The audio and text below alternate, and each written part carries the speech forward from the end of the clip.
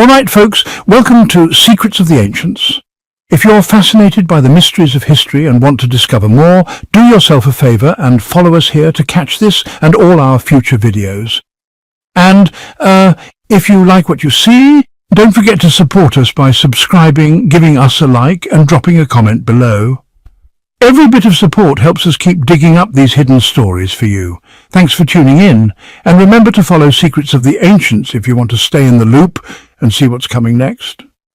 Most incredible finds in Egypt that scare scientists, unsolved mysteries.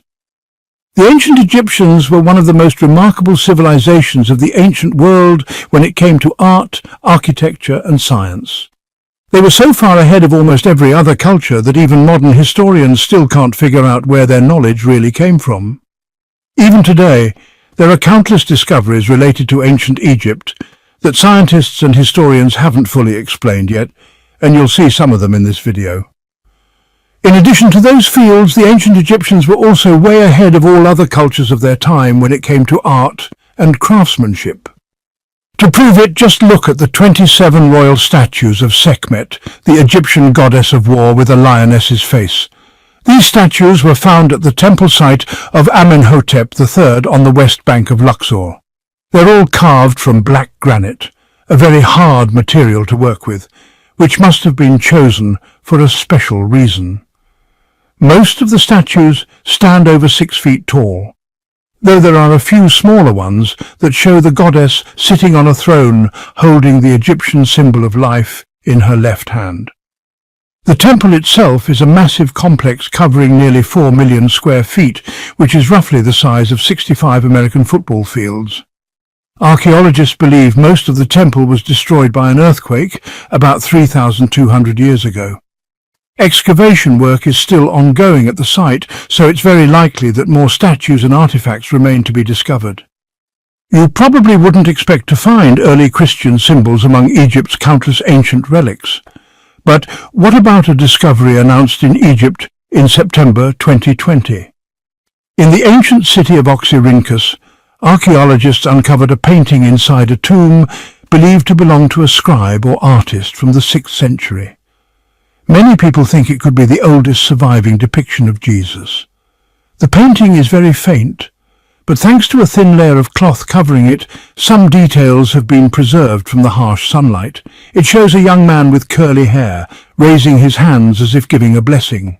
If this piece really dates back to the 6th century, it would belong to the very early days of Christianity and the Coptic era.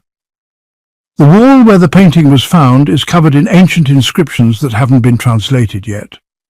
If researchers can one day decode them, they hope it will confirm what they currently suspect about the painting. The tomb itself is now badly damaged and eroded, with only one main chamber and a few worn steps left. So the fact that the painting has survived at all is almost a miracle.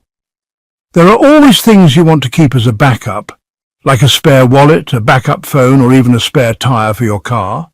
But what about a spare head? It might sound strange, but that's actually one theory explaining why so many ancient Egyptian tombs contain carved human heads with unique features that closely resemble the faces of the deceased. The ancient Egyptians believed the dead would be resurrected in the afterlife after burial. But if the deceased suffered a serious head injury or lost their head entirely, they'd need another head to complete the resurrection process. So far, archaeologists have found 30 of these heads, with the oldest dating back to the reign of Sneferu around 2613 BC. Each head has distinct facial features, but the hair is always neatly trimmed, and traces of bright red paint are still visible on many of them. Traditionally, statues were placed above ground, so burying these spare heads deep underground is quite unusual. The reserve head idea is just a theory, but right now it's the best explanation we have. Did the ancient Egyptians understand the basic principles of electric lighting? The answer is definitely no, but that doesn't mean we've solved every mystery surrounding the Dendera reliefs.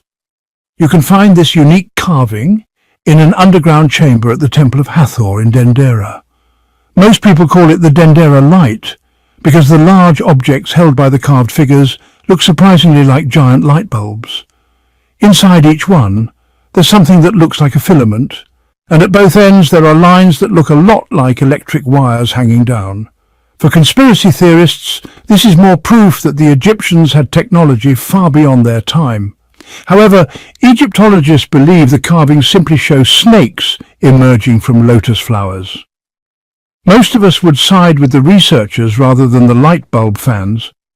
But it's still interesting to note that this exact arrangement of snakes and lotus stems doesn't appear in any other known ancient Egyptian reliefs, and that's just one of the many strange mysteries from ancient Egypt. The crocodile called Pharaoh isn't in Egypt anymore. It's now on display at the National Museum of Antiquities in Leiden, where it has been kept since 1982. What's really fascinating about this discovery is that it's a 10-foot-long mummified crocodile that actually contains the mummified remains of 47 baby crocodiles inside it. The real surprise is that museum staff didn't even know about these 47 little crocodiles until 2016, when modern three-dimensional scanning technology revealed them. To make it even stranger, scientists also discovered a smaller adult crocodile inside the larger one. This unique mummy was created about 2,500 years ago. Historians believe it was an offering to the Egyptian god Sobek, who was depicted with a human body and a crocodile's head. But what exactly the makers of this unusual mummy hoped to gain from Sobek is still a mystery, though they clearly put an enormous amount of effort into it. Nabta Playa in Egypt is one of the harshest environments on Earth today, so dry and hot that almost nothing can survive there now. But thousands of years ago, it was a very different story, and that's when the site's mysterious stone circle was built. If you think Stonehenge in England is impressive, compare its age and complexity to the stones at Nabta Playa. When these stones were set in place around 7,500 years ago, the area had a lake and grassy plains, making it a good spot for early tribes to herd cattle and settle for a while. Those early settlers most likely built the stone circle. Nabta Playa is one of the oldest known ancient astronomical devices in the world. Its main purpose was to mark the summer solstice, but it also reflects the arrangement of stars in the night sky. Some astrophysicists believe that 3 stones at the base of the circle represent Orion's belt, while the surrounding stones depict the Orion constellation as it would have appeared thousands of years ago. Few things excite Egyptologists more than discovering a previously unknown king or queen. While these discoveries aren't as common as they were 100 years ago, they still happen from time to time. One example is the tomb of Queen Khentkaus III, which was discovered at the end of 2014. Before this discovery, historians had no idea a queen by that name even existed. The tomb was excavated at Abusir and is estimated to be around 4,500 years old. Khentkaus was probably the wife of Pharaoh Neferefre, or possibly even his mother, since her tomb was found inside his pyramid complex. Although we can't say for sure what their exact relationship was, there's clearly a strong connection between them. Most likely Queen Khentkaus III lived during the time when Egypt's first pyramids were being built, a period that remains one of history's greatest mysteries. Each time we discover tombs like this, we get closer to uncovering the secrets of Egypt's pyramids. And there's one ancient Egyptian discovery everyone should know about: the Rosetta Stone. It isn't just one of the most important Egyptian finds ever, it's also a major milestone in the entire history of archaeology.